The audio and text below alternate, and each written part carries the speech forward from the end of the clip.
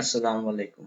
मैं अमीन करमलकर आप तमाम तलबा व तालिबात का इस्तकबाल करता हूँ। इस वीडियो के ज़रिए तारीख़ के दूसरे सबक यूरोपी नौआबादियात के बारे में हम मुतालिया करेंगे। आइए सबसे पहले जानते हैं कि इस सबक में हम किन नुकात पर रोशनी डालेंगे। नंबर 1 है नौआबादियात, मानी और मफ़हूम। नौआबादियात कायम होने के वजूहात और असरात।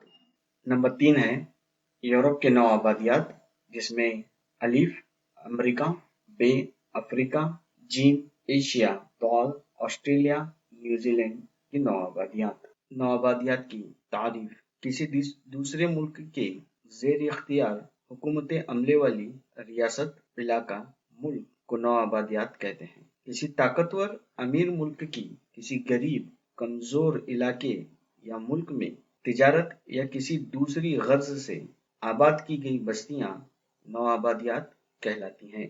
यूरोप के ममालिक जैसे बरतानिया, पुर्तगाल, फ्रांस, स्पेन, इन मुल्कों ने अमेरिका, एशिया, अफ्रीका के गरीब और पिछड़े हुए मुल्कों पर अपना कब्जा जमाया और वहां के लोगों को अपना गुलाम बनाया। मसलन भारत में बरतानिया की नौआबादियाती थी।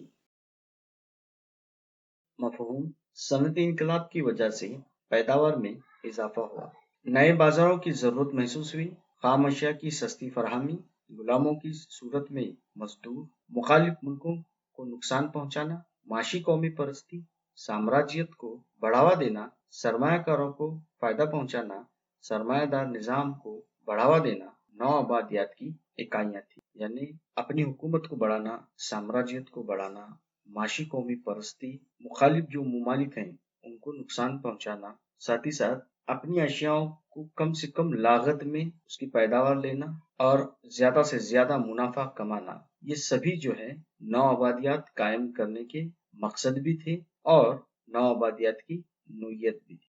आइए अभी बात करते हैं नौआबादियात की नोयत पर। यूरोप की सूरत हाल और नौआबादियात कायम करने के जो अमल है, अमल की मदद से नौआबादियात की नोयत को समझने की कोशिश करते हैं। यूरोप के सूरत हाल में लोगों के नजरियात में बड़े पैमाने पर बदलाव आए, जैसे काबिलियती तर्ज जिंदगी, अक्ल पसंदी, ये यूरोप के समाज का एक हिस्सा बन गया।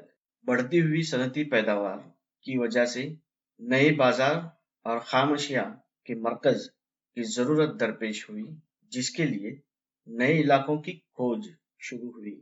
नए नए इजादात, मशीनों के इजादात और नए इलाकों की खोज की वजह से सरमाए की कमी महसूस हुई। सरमाए को पूरी करने के लिए सोने के कानों की तलाश दुनिया भर में जारी हुई। इसी के चलते यूरोप में सरमायादाराना निजाम का आगाज भी हुआ। बढ़ती हुई पैदावार, ज्यादा सरमाए की जरूरत की वजह से तिजारती मरकज की जरूरत भी महसूस होने लगी। इसी ने नए इलाकों की खोज और उन पर अपने कब्जे जमाने की नजरिए की बुनियाद रखी।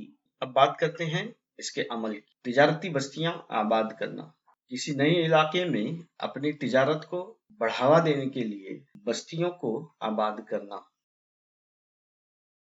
तिजारत में हासिल हुई बरतरी से समाजी, सियासी और माशी बरतरी उस इलाके में कायम करना और अपनी पकड़ जो है उस इलाके में मजबूत करना। नौआबादियात का अहम मकसद था ज्यादा से ज्यादा मुनाफा कमाना, जिसके लिए अच्छे दामों में अशियाओं को फरोख्त करना, लागत पर काबू रखना और कम दामों में खाम अशियाओं को खरीदना जरूरी था।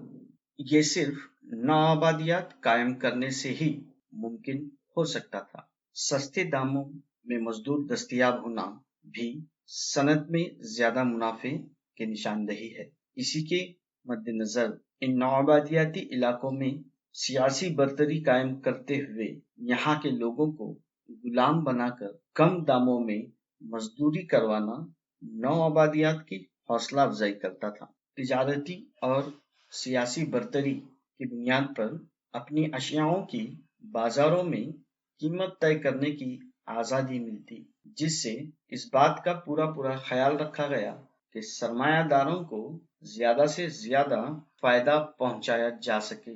नए रुझानात, इजादात मशीनों का इस्तेमाल, अक़लियत पसंदी, बढ़ती पैदावार, बाजारों की जरूरत ने नौ आबादियात की बुनियाद रखी। शुरुआती दौर में तिजारती बस्तियां कायम करना, तिजारत पर बरतरी कायम करना इसका अहम मकसद था, जिससे समाज, माशी, सियासी बरतरी कायम की गई। फिर सरमायादाराना को फायदा पहुंचाना इसका मकसद बन गया। इसी चक्कर में 17वीं सदी के आगाज में इलाकों पर अपनी साम्राज्यत कायम करने का दौर शुरू हुआ और लोगों को गुलाम बनाने की शुरुआत हुई। यानी साम्राज्याती नजरिए का आगाज इसी नौआबादियाती नजरिए की बुनियाद पर रखी गई, जिससे यूरोपीय ममालिक जैसे बरतानिया, पुर्तगाल, स्पेन, फ्रांस ने Asia, America, Africa, Australia, New Zealand वगैरह इलाकों में अपनी नौआबादियातें कायम की।